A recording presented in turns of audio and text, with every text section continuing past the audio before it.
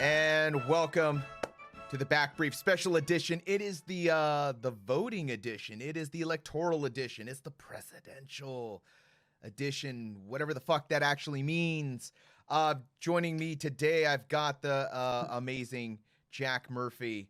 I have the awesome Phil Briggs. He's shooting finger guns. So I have assembled this superhero group of veterans because I want to talk a little bit about what this election. I want to talk a little bit about how this whole thing has gone. I voted last week. I did the early ballots thing, and I got to tell you, I put on my Facebook post, I said, I feel like a kid picking a switch from the tree to get beat with. Wasn't sure if anybody understood or felt the same way, but I felt bad. I felt like a depression after I voted. I sat in my house and I felt like what have I done? So to help me get through my feelings here, I brought Jack and Phil in here. Jack, Phil, help me through this, man. Help me through this. What am I feeling? Phil, it's like I was telling the two of you guys the other day. It's like, if there's a comic book anagram to all of this, it's like, you're Batman, you're fighting the supervillain, and you run out of, you're flying around the Batwing. You've run out of bombs and lasers and cool gadgets. You got nothing left. And the only thing you can do is crash the Batwing into the bad guy in a suicide mission. And so you talk into the radio and you whisper, "Goodbye, Alfred," and then you click off and you just go into your dive and you just do what you got to do. Phil. Yeah. Are we nosediving? Is that what we're doing? Well, okay, look, I'm going to help you feel better about this because really, your vote doesn't matter. So you know. I mean, look, as much as I want to make that a punchline, Rod, you and I were talking about this, and I don't know if this is the appropriate form to bring it up. It's not anything to do with your skin color or your zip code. It's the fact that the way our system works is screwed up. And we have, for over 100 years, 150 years now, just been hitting the snooze bar on how jacked up the Electoral College system is. And you and I were talking earlier about a podcast I heard, New York Times, The Daily, and they went through the whole history of what the Electoral College is. And at its core, everyone's like, it was invented to help small states compete with bigger states because they got more people and we don't want the federal government telling little states what to do. No, it's nothing about that. It was invented in the 1780s by dudes that thought you were too stupid to know who a national candidate was, because they were like, how will a man in South Carolina know who is coming from Philadelphia? I mean, it was like, we didn't have the internet. We didn't have TV. Didn't even have radio. I like so that. The Electoral College was made by old-ass white men so that we could figure out a system for the intelligent, the grown-ups, who could actually read and write to maybe pick an appropriate leader of our country and our destiny. But by not revising it for over 200 years, we have hosed ourselves. And now your vote really doesn't mean anything if your team doesn't win your state. So I'll be honest with you. I was a little worried how you were going to start that sentence off when it began with, it's not really about their skin color. I was like, oh, Jesus, here we go. We're all losing our jobs. It's over. No. Thanks, folks. It was great talking to you. This is it. But you've got a point. That's a really good point. I mean, the Electoral College takes some power out of the people. Jack, you've fought for the country. Does Electoral College, does it matter? Am I okay? Should I feel okay with what I did? Well, I mean, there's problems with it, but I mean, the Electoral College is also designed to balance out rural versus urban elite interests. And Phil's right that it was, elites at that time in the 1700s who designed that system. There are other systems. We could go to a popular vote. We could go to, there are parliamentary systems that are common in Europe. They all have their share of difficulties, and there is a lot to be said for our federal system and our executive system.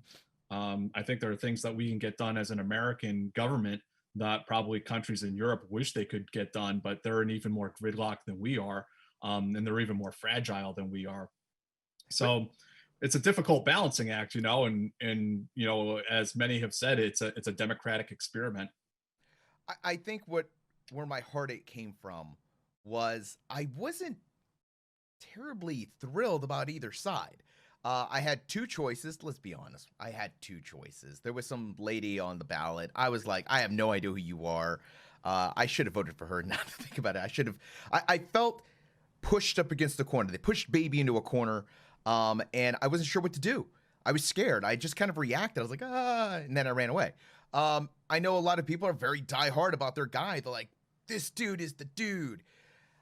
I felt a little like an accomplice to a crime. I walked out of there. I was like, it's not a good feeling. Did I just help fuck over our country? Like, did I vote for the wrong guy? I don't know. Have you guys voted? Am I the only one with voters guilt?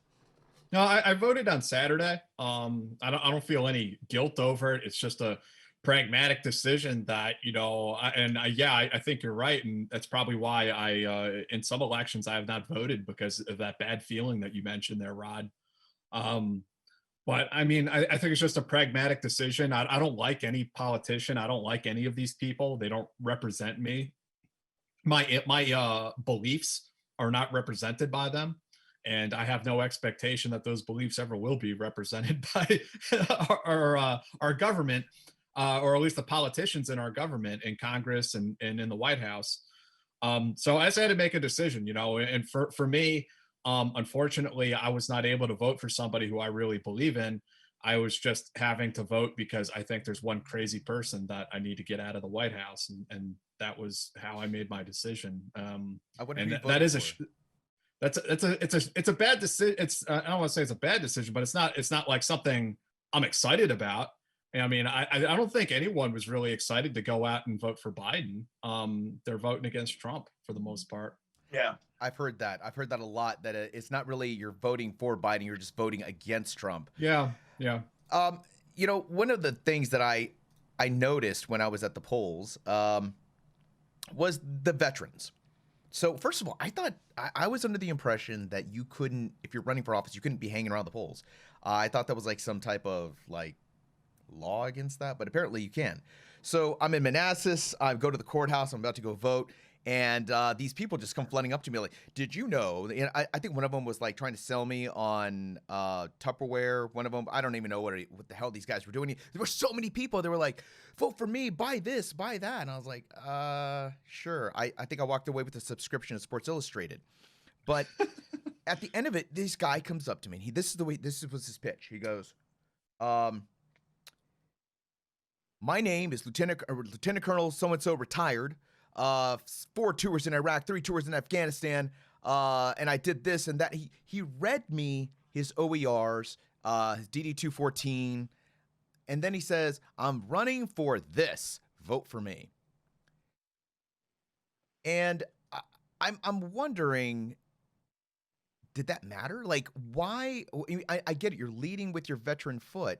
But does being a veteran mean you're a more apt leader, that you're going to be able to run a public office better than your civilian counterpart?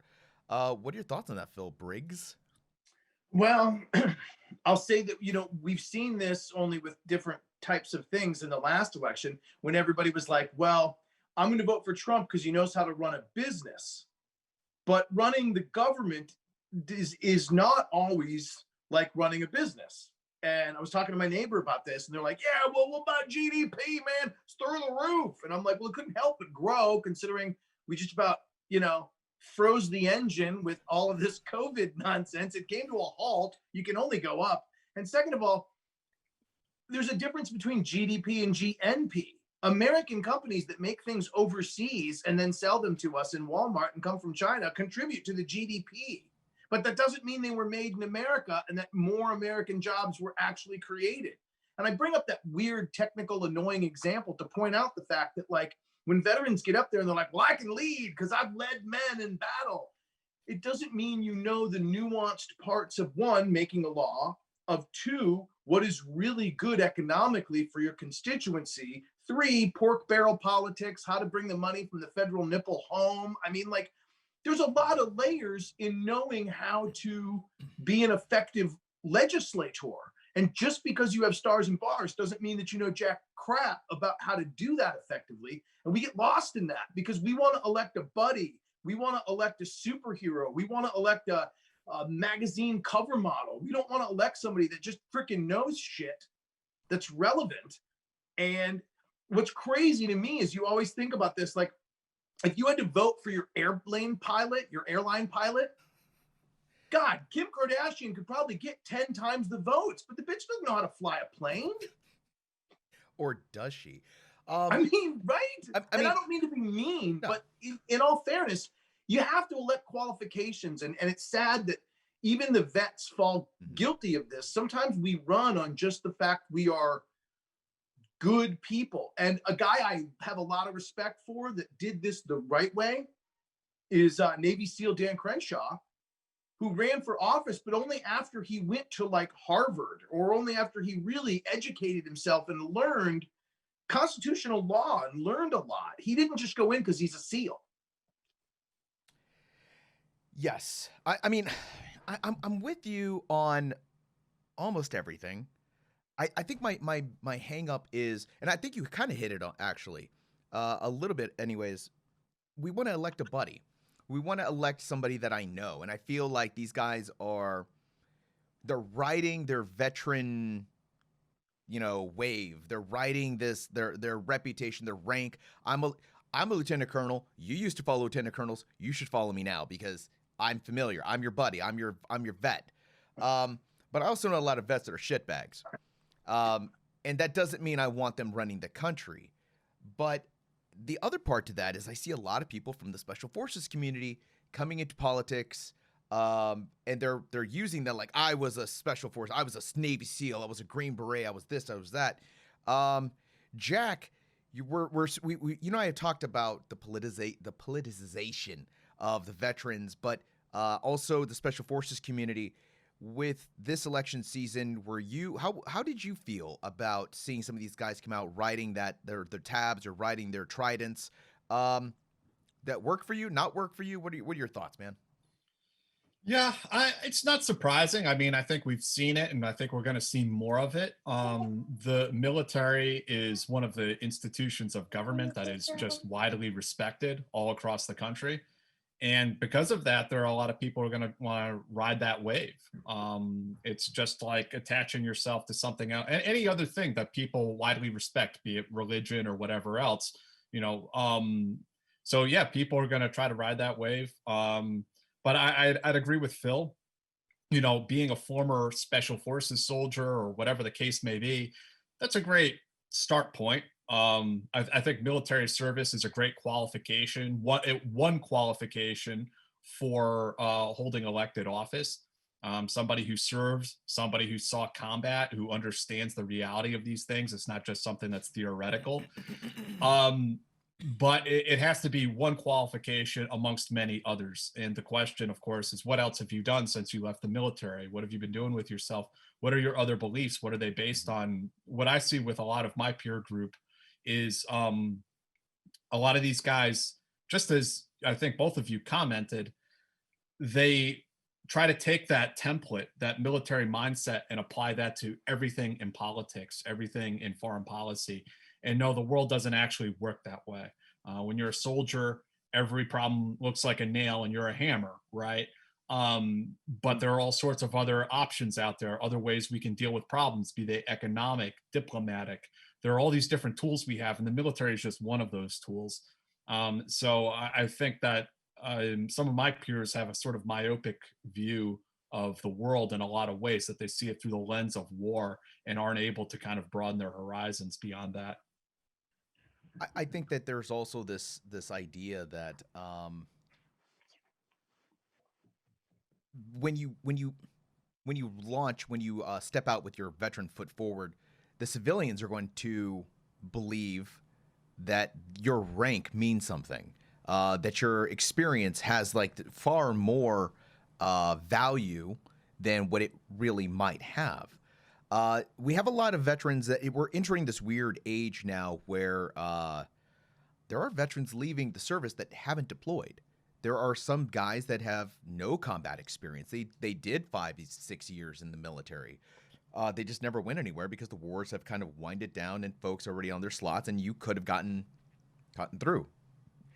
I wonder if the next phase of this isn't going to be, I'm a veteran, I'm running against you two, and it's like I'm a better candidate than Mr. Briggs down here because I deployed to Afghanistan. I've seen combat. Briggs was on a Navy ship. He never saw anything. You know, and it somehow this makes me a better candidate for city council. Is that where we're going? Is that the next phase of this madness? Because it feels like there's no slowing this veteran thing down. Well, I think that probably where it's going and what we're already seeing is there are going to be retired military officers for the left and retired military officers for the right. And they're both going to try to trade up on that credibility. And one of the things, you know, as horrendous a website as it is, one of the interesting things about Twitter is that people inadvertently reveal their personalities on it. And you can see all these former colonels and generals also on Facebook. And a lot of these people are batshit crazy. Like Looney Tunes, how were you ever in charge of troops crazy with a capital C? And I mean, being a retired general or a colonel, I mean, it is in no shape or form an automatic qualification to hold public office. I mean, some of these people should be institutionalized. They're so out of their mind.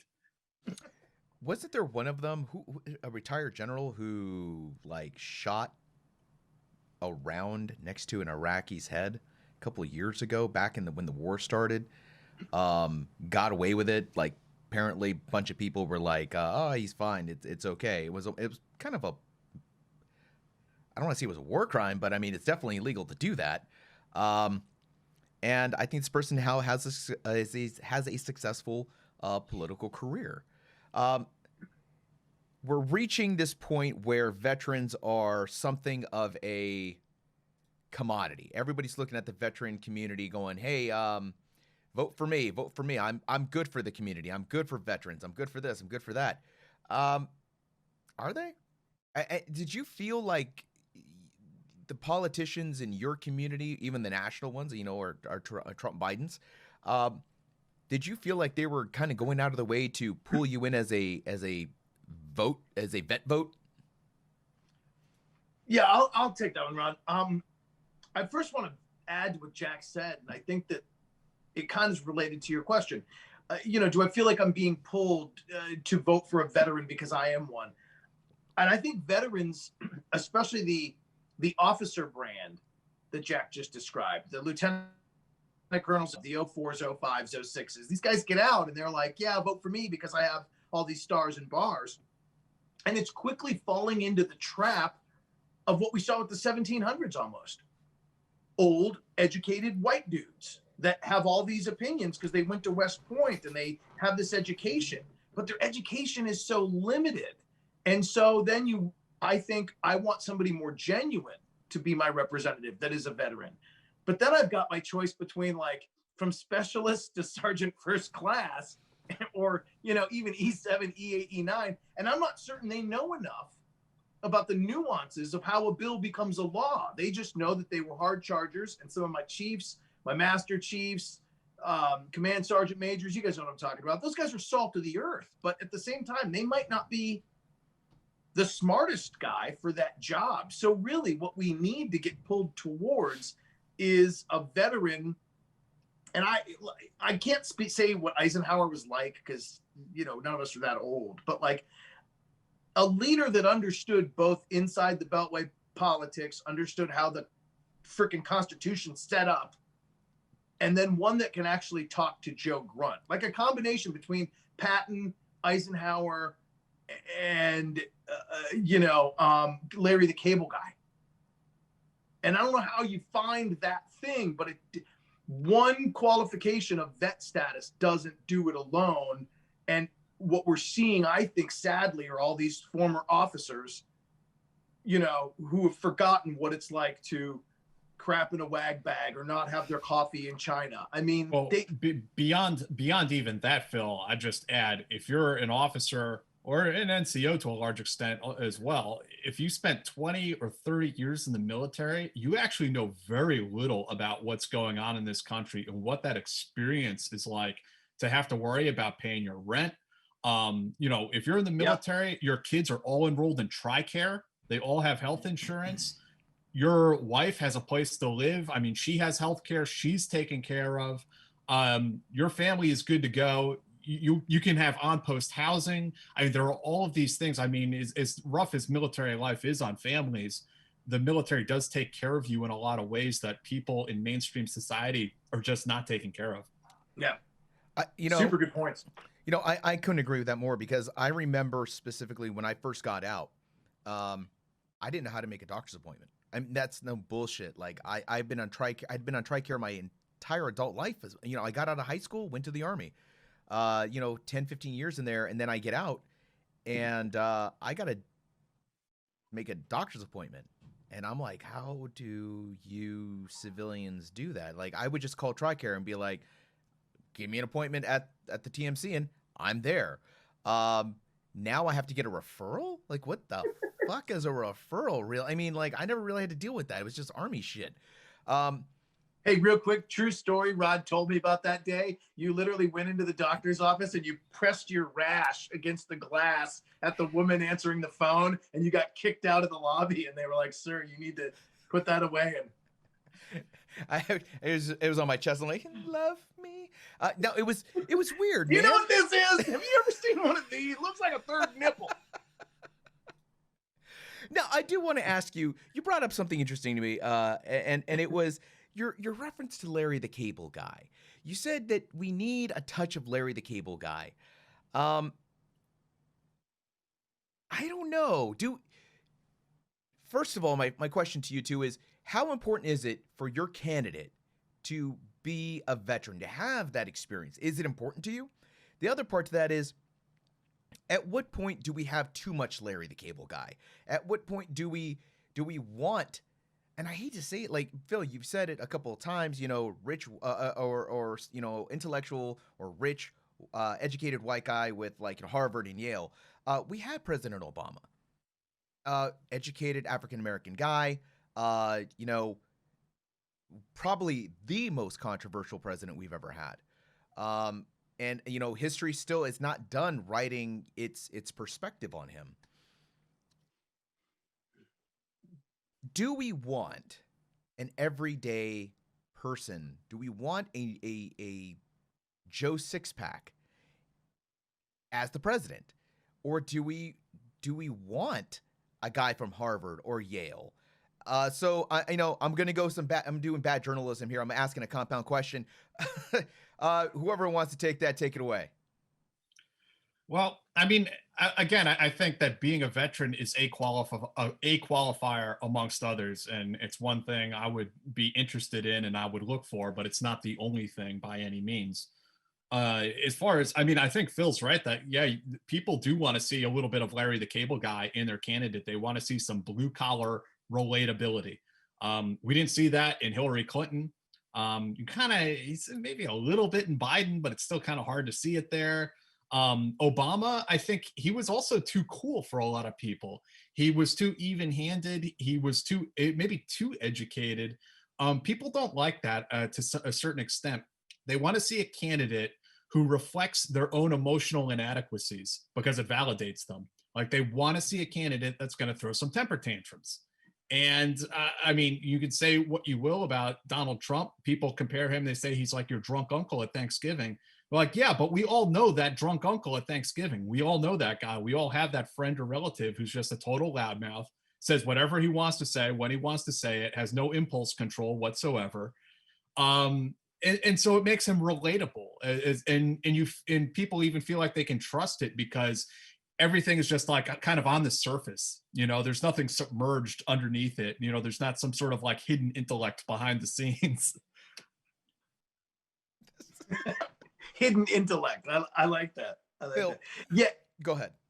Yeah. I was going to say that as much as we need the person to be qualified to fly the plane, it's nice when the pilot can talk to every passenger on there as if he's their friend and communicate that to them. And that is an interesting strain or an interesting qualification that has come about in modern politics. You know, you didn't need that in the 70s. In the 60s, it was unheard of. In the 50s, we didn't have the technology to even know what these people were really like.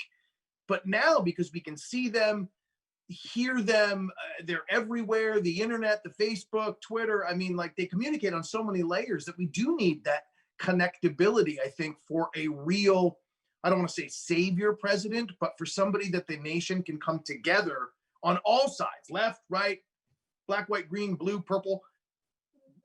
The person that's going to unite the whole thing and put a Band-Aid on what's been a real wound of a year is going to be that one that understands college level thinking, but can dumb it down to just, you know, you, me, you know, Jack. But Maybe not that. Is that even on the ballot? Is that option even available to us right now? Because I mean, I didn't feel really strong. I gotta watch my words here. I didn't feel really strong either way. You know, I would have been really excited to vote for Andrew Yang. I thought he was a younger guy who had some new ideas, and he had something of a vision for this country. But you know, instead, these parties, they keep putting these boomers in front of us, these legacy guys, like they just will not relinquish power. They will not go away. You know, my neighbor told me the other day that the next Kennedy or the next unifying president probably is just being born right now. And I kind of thought that was interesting because I look at the way my kids who are in like 4th grade and younger are relating to each other. And, you know, granted, they're children, so they've got the beauty of innocence and the fact that like the world hasn't shaped them and pissed them off and made them jaded yet. But they are experiencing a mixed, neutral, homogenized, like they play together really well. And there's a lot less judginess and a lot less, you know, stuff going on that you and I dealt with coming up. So I think maybe that leader is there. He just hasn't not hit puberty yet.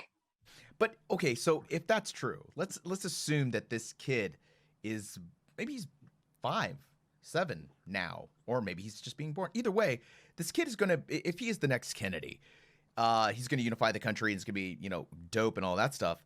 Doesn't this mean this kid's gonna grow up in TikTok, in Instagram? Will he even have a shot at politics when, you know, what he said when he was 12 will be brought back in a court of public opinion to, you know, crucify him on? You know, I do wonder, though, if by the time that his generation is old enough to vote, people might maybe less judgmental about that. They might be less They might be less judgmental about, you know, okay, this young woman's running for office. When she was 15, she showed her breasts on a social media or sent nudes to her boyfriend and it got leaked. We might be less judgmental about that because so many people will have grown up in that same environment and have friends or they themselves who experience the same sort of thing. I wonder about that because, you know, I've got teenagers and that's a big thing for us is like, you know, social media discipline. Guys, be very careful what you put out there because you just don't know what's going to come back and bite you in the butt. I do want to ask you both another question here, and I don't want to go too far down the rabbit hole of conspiracy, but I am very curious to know, what do you think is going to happen come election night? I'm seeing a lot of fear out there. The stores in D.C., they're boarding up the windows. I've installed 2 gun turrets. I'm freaked out. I'm scared. I'm terrified. The world's going to end on November 3rd. Jack, Phil, take us into your predictions. Phil, you want to go first? Yeah. Okay, because I want to end with Jack. I want to find out why he's hoarding all his weapons and ammo up there in upstate New York. I need an exit strategy, Jack. Gosh, Rod, when you and I were just riffing this morning on this, I agreed that it's not going to be eruption on Wednesday, the day after the election. It's going to be a week later, and they're still counting, and they're still unpacking, and they're now arguing over the validity of some, and it gives so much more oxygen to the fire over the course of the next 7 days that it's just going to be ugly. And I agree with you that this is probably not going to be settled by votes. The Electoral College will only serve as a pain in the ass in this one, because I think it's going to come down to the Supreme Court and the validity of these batches of returns. And it's going to, if anything, prove that we need to, again, look at the Constitution and our democracy as a moldable, shapeable, living thing that needs to evolve. And the fact that we're not taking the popular vote and voting at Walmarts in things that look like ATM machines tied to our driver's licenses that we get from birth, until that shit happens, it's all going to be arguable. And this election especially, I think, will be so arguable that the people that boarded their windows up for November 3rd and 4th better keep them up through the 11th, because stuff's going to get ugly. And if it doesn't go the right way, I do think we'll see rioting and looting in places where there is uncertainty about the vote counts. And I can't tell you if that's going to be urban or rural. I can't tell you if it's going to, if Topeka, Kansas is going to freak out because their county seemed to get miscounted or wronged in some way, but it's going to be ugly. And I think no matter who wins, it's going to take a court decision. And I think surprisingly, the way the Electoral College runs now, I think Trump takes it. Yeah, I think right now we're looking at the situation. I mean, there's a lot of focus on Pennsylvania, quite a bit of focus on Texas and Florida. The big one, is going to be Pennsylvania for Biden. If he loses Pennsylvania, he's probably going to lose the election. Right now, he's about 5 points ahead, I think, there. Texas is very interesting. It might flip. It might go blue. And that'll be very interesting to see if that happens. Thanks, Joe Rogan. Right now, I mean, I think Biden is predicted to win. But of course, I watched those same polls in 2016 and watched them be completely wrong, like dismally wrong, where they were predicting like 95% Hillary win. And then by 3 p.m, the day of, it flipped to like 85% Trump win. So, and I think that's got a lot of people nervous as well about what's really going on behind the scenes. I was going to ask you about that because you mentioned the 5-point lead in Pennsylvania. Can we believe anything? Because the world was sure. They were sure that Hillary was going to win that election. It was like, oh, she's ahead by 10 points, 5 points, 4 points, whatever. Election night, decision comes in. Those balloons stayed in the ceiling. I think they're still in the ceiling. I don't know how much credibility we can give to any of these polls.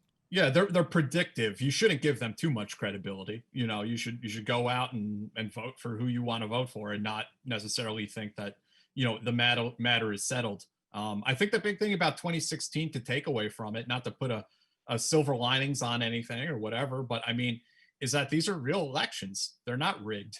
You go in and you can have a major upset because people come out and vote for somebody who they believe in. And that's what we saw happen in 2016. And Donald Trump won by a large enough margin in the Electoral College. Like, it was a decisive victory for him. There's no question about that. And I know there's people who still fight about it to this day, and Russian interference. Like, no, he won the election. It's time to accept that reality and get on with the next thing.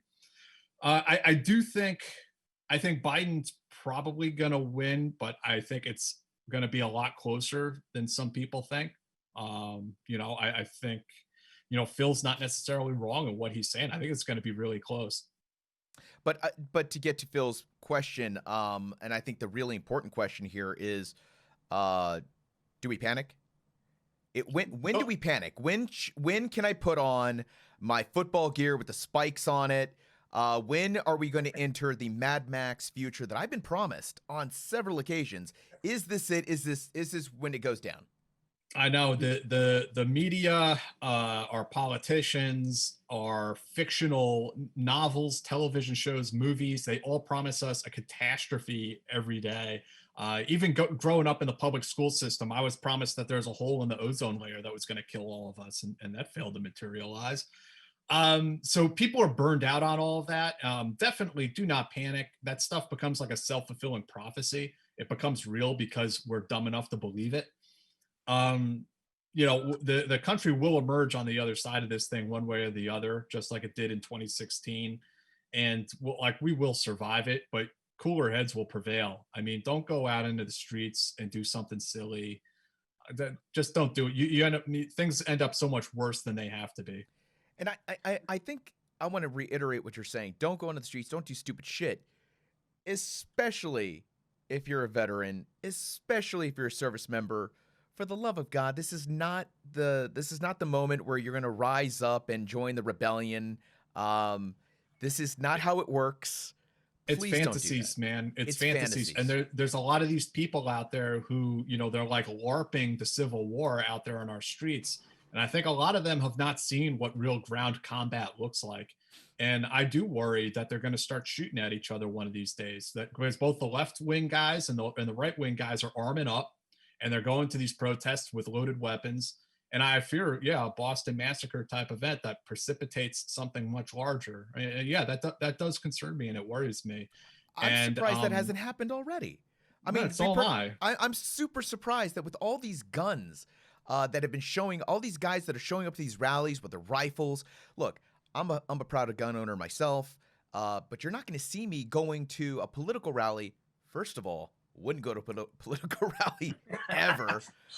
Secondly, would not show up with my rifle slung across my chest, and my Hawaiian shirt.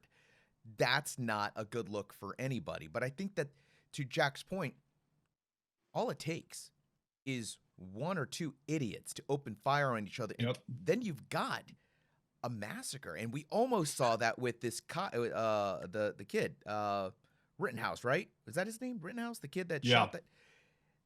That could have turned out way worse than what it did. I worry about stuff like that. Man, it starts off just like that under nebulous circumstances. We saw it with Euromaidan in Kiev, Ukraine. We saw it in Dara, Syria.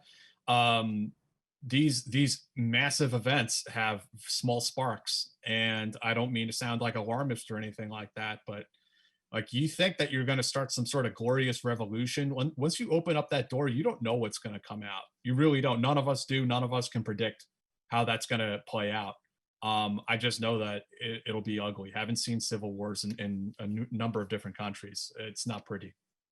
I can say this, Rod, that I think is probably kind of like the fail-safe with most Americans, is that, to both your guys' points, there are plenty of dudes that are, right now got their tactical gear and they're ready to serve on Meal Team 6, and they show up at like all these events, and a car backfiring at one of those events could trigger the worst case scenario, like something we haven't seen since the massive shooter incident in Vegas with like the concert, and like people running for their lives. Mm-hmm. Yes, it could happen, but I'd say among the the fake military or the vet bro wannabe guys that gear up and take their guns everywhere and want to go do that, it's still a smaller percentage. I think apathy is in our DNA as Americans to, like, as long as I got cable, as long as I can order a pizza, as long as I got beer in the fridge and, some smokes, I'm good. And I think that kind of like attitude, that sort of apathy where we don't even remember who won the Super Bowl 3 days later, or couldn't tell you states and capitals of more than the state they live in. I mean, we're lazy bastards. And I think it's kind of a benefit. And I'm hoping, at least my prediction is that, like, as fanatically crazy as some will get, there's still the minority, because most of us just want to go home, eat some wings, drink some beer, and, hang with our lady. Wings sound good. Wings sound great. My only problem here is, I've got I have a lot of great friends here in the Manassas area, and some of them are Venezuelan, some of them are Bolivian, some of them are Chilean. And I've had some Venezuelan friends of mine tell me, in no uncertain terms, this is how it began. They're looking at the landscape and they're like, I've seen this movie before.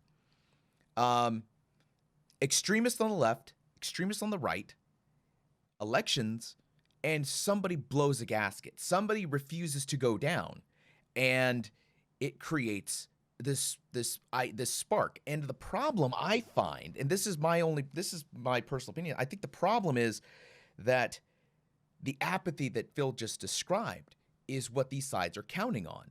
Your extremist left or extremist right, they want you to sit home and drink your beer and think, the cops got it. The military will have it. When in fact, nobody's got any control. It's just going to be these small pockets of assholes that fuck it all up for everyone else. And then at the end of the day, they're chopping down your electrical poles, and you no longer have steady electricity. You don't have the game. You don't have your chicken wings. Now you're sitting there like, I gotta choose a side, son of a bitch. Yeah, those are the accelerationists. They deliberately are trying to accelerate what they see as an inevitable civil war in the United States, and it's no particular political ideology. There are people on both sides who want to do that, and exactly like you described, Rod, they hate people like us because we're sort of like moderates. We're not going to go wave guns in people's faces, so they want us to have to choose a side. And they will do all sorts of insane things to try to force that into occurring. Well, at the end of the day, folks, vote. I don't care who you vote for. Or don't. Vote left, vote right. I don't know. Or don't, I guess. Phil's just given up. His apathy knows no boundaries now. He's unless you live in Pennsylvania, Texas, or Florida, you're basically deciding. States decide who's the next president. Who the next president is. So the thing is, I would have probably agreed with Phil up until not so long ago. I think I was very cynical about it, and I was very much tongue in cheek say, look, the Illuminati has chosen our president for us. It doesn't really matter who you vote for. But I really do think 2016 showed us that no, these are actually like legit, real elections. Like actually, your vote does matter for something. If you haven't had a chance, I highly recommend folks go listen to Radiolab. If you don't know what Radiolab is, they're an amazing podcast. They do some great work on science and social engineering, and they talk a lot about what makes things tick. That's the whole premise of the show, is how does this work really? And they did an amazing episode where they took a bunch of brainiacs, put them in a room and said, okay, some of you are left, some of you are right. If the right wins, let's say with a large margin and then a narrow margin, what will you do? What will the left do? And they posed a couple of scenarios out to left, right, and some moderates, and they said, what's going to happen? And almost every single one of these guys said, this goes to the Supreme Court. And then the other guy, whether left or right, the other guy is going to tell his constituents, protest. Take you to the streets. Don't be violent. Wink, wink. Whatever that might be. And it's a scary scenario that they painted. But there's, like, to Jack's point, we do come out on the other end, but it feels like things aren't going to be the same after this. Like, there's something about this election that is going to change the way we do business in America. I just don't know what that will be. Well, look at what's been published every day for the last 4 years is just amping people up and just twisting that nail. Yeah, of course, people are like, I think like as a society, we're like experiencing nationwide mental illness. Like people are not thinking straight. Yeah. And I think the takeaway that will change everything is hopefully this will do what happened in 1968, I think it was, when they actually looked at getting rid of the Electoral College for real. And mind you, the only reason it didn't pass after this senator from Indiana, I think it was, brought it to the floor was because it got filibustered by guys that were legit segregationists. So if that's not a reason that we get rid of this Electoral College thing for once and for all, I don't think so much who gets to be president is as big a deal as if this makes the nation realize we are screaming for fundamental change in the process. That's what I'm hoping the big takeaway is. Well, the next Back Brief podcast will be held from my bunker here in Manassas. We've got food, we've got ammo, we've got landmines, we have some illegal things. It's going to be great, folks. Welcome to the apocalypse. We'll be fighting for fresh water. Toilet paper, mutated dogs because of the radioactivity. It's going to be a glorious Fallout landscape. This is what we've all been wanted. We've been promised zombies. We didn't get zombies. We got COVID. I feel like we got shortchanged. We asked for zombies. We got fucking COVID. Now we're asking for a civil war. We're going to get it, and it's going to be great, and it's going to be exactly the way everybody wanted it. Right, Jack? I'm just going to play video games, and when it's over, if you need somebody like a guy to come and help repopulate the earth, I'm your dude. I got you, bro. Oh, my God. We do not need more Murphy genetics in the world. Phil Briggs, where can we find out more about you, sir? CBS Ion Veterans every week. Check out connectingvets.com on Friday. It's in the audio section of the website. And actually this weekend, we're going to talk with the guys from Vote Vets about who some of the big vet winners were in this year's election. So again, connectingvets.com or just Google CBS Ion Veterans once a week. Awesome. Mr. Briggs, thank you so much. Mr. Murphy, what's up with you, man? I hear you've got a little thing. You got some side projects going on, little show you do. Yeah, man. I do a weekly live streamed show on YouTube. We also turn it into a podcast. It's called The Team House with my co-host Dave Park, and we interview veterans of the special operations community and the intelligence community. This week we're having Mark Polymeropoulos, who's I believe a 28-year veteran of the CIA. Going to have all kinds of great stories to talk about. I can't wait till you have me and Jack on your show. We are not special operations. We'll talk about movies that we really liked that had special operations dudes in it. Jason Bourne stuff. I mean, that'll be fun, right, Phil? I mean, yes, I would do that in a minute. Yeah, I'd have you guys on if we could do in studio with Brewskis. Let's go to New York. What we should do is go to New York election night and then fight our way out.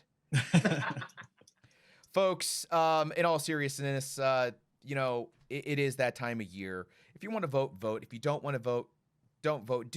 Exercise your freedom as an American citizen. Do whatever it is that your heart tells you to do. But from everybody at Connecting Vets, please be safe, be smart, be conscious about what you're doing. Please encourage your friends, encourage your family to keep a level head. And that's just about it. That's all I've got. If you have any comments, questions, concerns, drop them in those little comment sections down here. We'll have it down here for the YouTubies and the Facebookies and the Instagrams, whatever you like. We don't care who you vote for, by the way. Left, right. Don't give a shit. Just do something. Folks, I'm Rod Rodriguez. That was Jack Murphy. That was Phil Briggs. We are out.